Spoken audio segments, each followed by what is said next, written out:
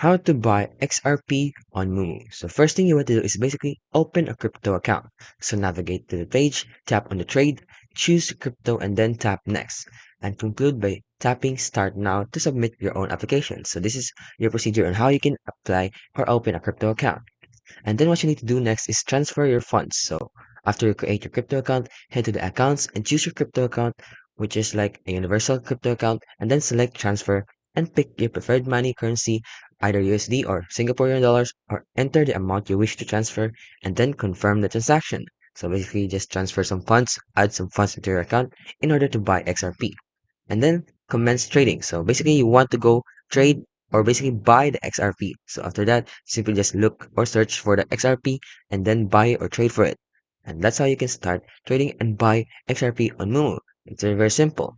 It's straightforward. You can just directly go to the wallet or the account itself, search for the XRP, simply just buy or trade for it, and choose your preferred payment method or whatever currency it is. And that's how you can basically buy XRP on Moomoo.